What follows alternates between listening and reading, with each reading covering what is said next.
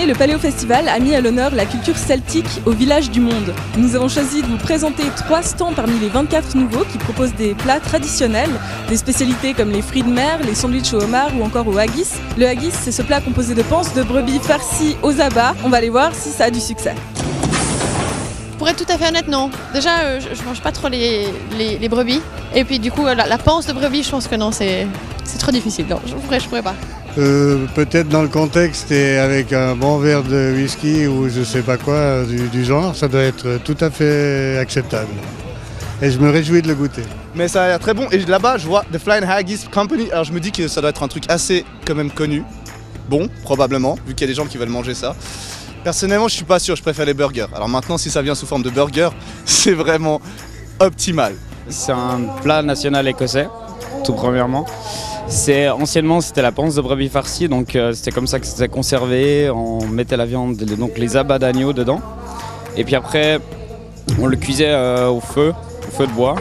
Et puis maintenant, pour des risques sanitaires, c'est fait dans des boudins synthétiques en fait. Et puis c'est servi surtout pendant le Robert Burns Night, qui est une soirée au mois de janvier. Et puis c'est là qu'on le sert traditionnellement dans les ménages. C'est vraiment un plat traditionnel qui est fait un peu comme la fondue ici, c'est vraiment quelque chose de familial qui est fait avec la purée de rutabaga, la purée de pommes de terre. Et puis c'est très spécial, mais c'est très surprenant bien, quoi. C'est fait avec abats d'avoine, abats d'agneau, de graisse de bœuf et puis pas mal d'autres choses en fait. Mais bon, les recettes, elles restent bien secrètes quoi, par les bouches. Et donc là, vous l'avez revisité façon burger ? Ouais, exactement. On a essayé de lui donner une touche de modernité.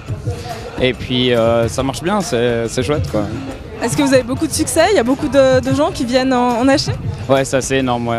On avait une queue hier absolument énorme qui coupait tout le village du monde. Paléo, c'est vraiment l'endroit parfait pour éveiller la curiosité des sens.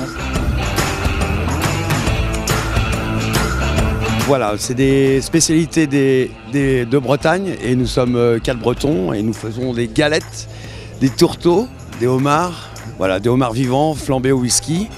Et des homards froids, mayonnaise et aioli. Voilà. Est-ce que ça a beaucoup de succès ? Vous avez beaucoup de monde ?